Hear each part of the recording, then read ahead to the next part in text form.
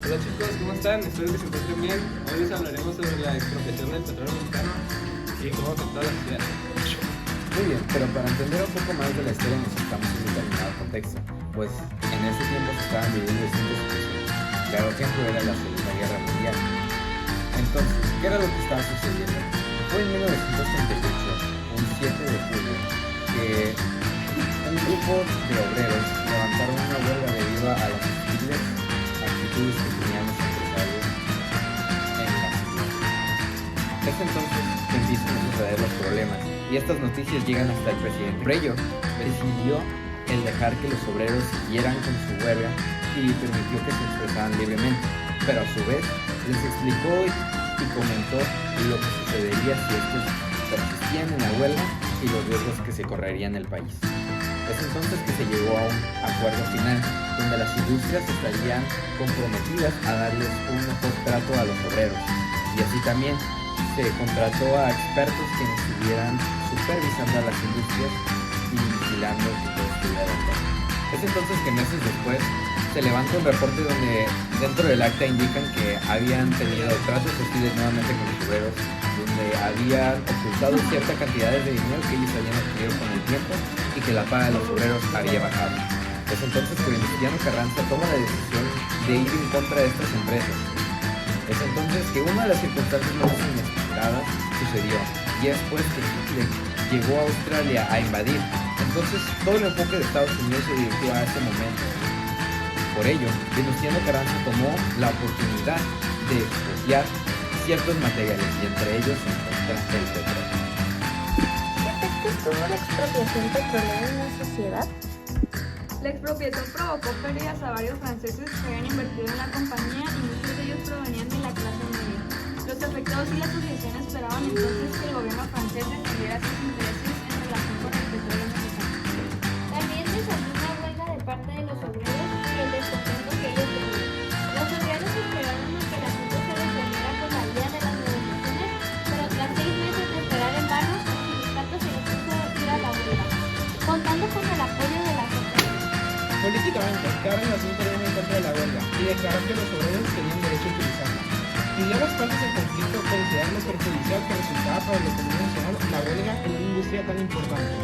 En respuesta, los obreros aceptaron poner fin a la huelga y actuar en colaboración con el gobierno para obligar a las compañías a atender sus demandas. Esto trajo un beneficio al gobierno de Cárdenas y la gente lo empezó a querer por su conducta nacionalista. Específicamente, ¿cómo afectó en la economía la expropiación petrolera?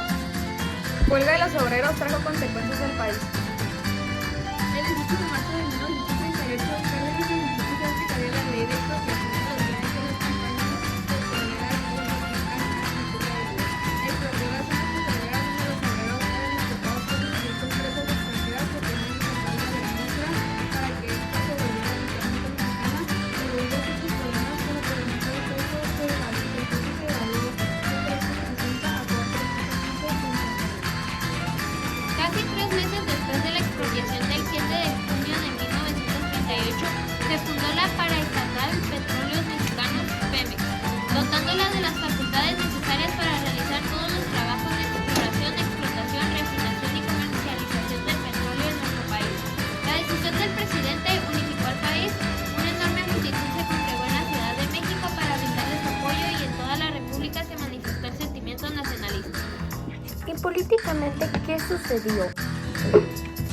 Se dio un giro a algunas leyes y organización que tenía el país en ese entonces.